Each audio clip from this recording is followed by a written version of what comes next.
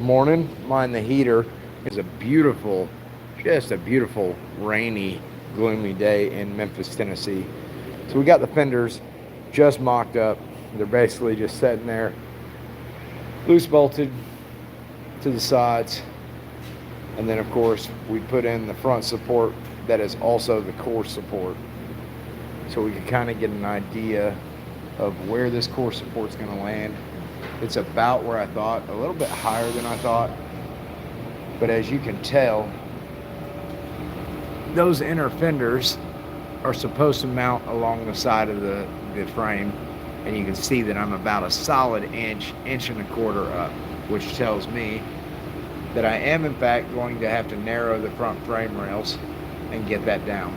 So that's the whole purpose of mocking this up, was to get the exacts of where the fender is going to go, both sides, get the front fender support kind of aligned, and see exactly how much I'm going to have to drop these down. Now the front of these fenders are kind of chewed up, as you can see, but essentially this area is where the front bumper is supposed to mount. The same thing on the other side. So it looks like this not only needs to be narrowed, but it needs to come out a hair. I could probably get by with leaving it there and just doing a mount tab off of the side for the front bumper. I'm not decided yet which I'm gonna do. I'm either going to run this out and over, or I'm gonna put a mount tab to the side and just narrow that down. Narrowing that down, of course, that is a 2x4 piece of 3/16 wall tubing. Factory, the front was only about 2.5 inches tall, so that'll give me 1.5 inch space in between the frame rail, which will allow that back section here, again, this section here, this is kind of chewed up too, but that will allow it to go down beside the fender, beside the frame, same as that one. I haven't completely finished smoothing everything up, especially on this side. This side's pretty decent. I got the gusset underneath it. I do have a rough idea now that all I have to do is put a pedestal underneath that core support, and I can get that mounted up. That had like a 1/4 inch spacer underneath it on both sides. Factory had that underneath it, so there is some play in there that can be shimmed out. So I probably want to do it a little bit lower than what I think it's going to be, so that you can adjust and shim the front end and get the hood all adjusted on there. If you've never done 30s model stuff, there's a lot of pieces that have to be aligned in order to get everything working properly, from the fenders to the grill, and then there's normally spreader bars in here that will force the top of the grills. You got to shim the bottom of the grill. It's a lot of stuff, but I did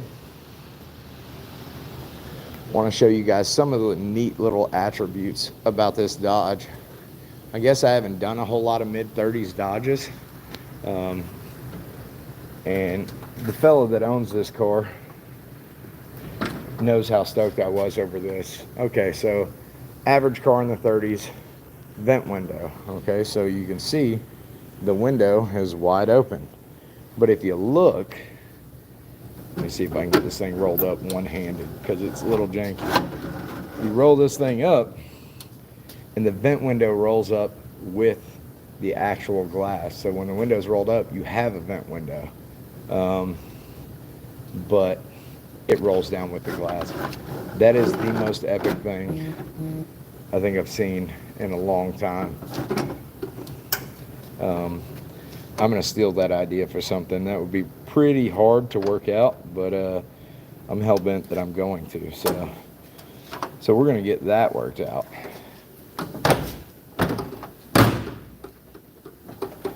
'30s. Anyways, also, look here, it's got a roll out front glass. which a lot of mid-30s had roll-out front glasses. But I really, really, really like the little handle. I also like how the dash insets. It's hard to tell the depth, but on video, but the dash insets, which is really, really cool. Yeah, a couple of the cool little attributes. Of course, it's a 4-door, and I do like that both of the doors, front and rear, are suicide, which is kind of cool. Yeah, you know what they say, 4 doors for more horse. I didn't mean that. I'm married. I don't need any more. But I have 5 kids, so 4 doors would be great.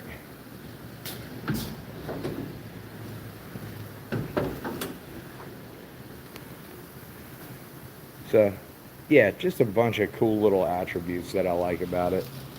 I do like that commonly in the 30s that most of this is solid. So it's really hard to work on any of the inner doors on this Dodge.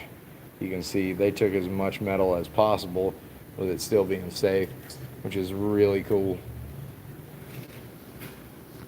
The back windows are, of course, solid, but the back quarter glass also rolls down, which is really cool. It's got a bunch of cool little just bits and pieces that I think are epic. I didn't really walk anybody through the original front end. Thought this was cool. Dodge safety all steel body, and it looks laser engraved, which is pretty crazy considering 1934.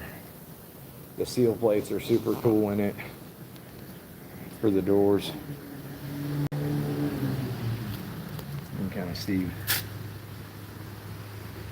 it's like this Dodge with this like long wing type endeavor, which is really cool.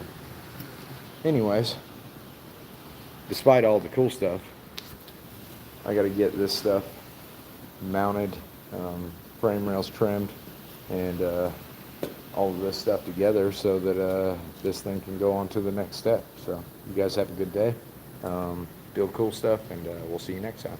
Bye.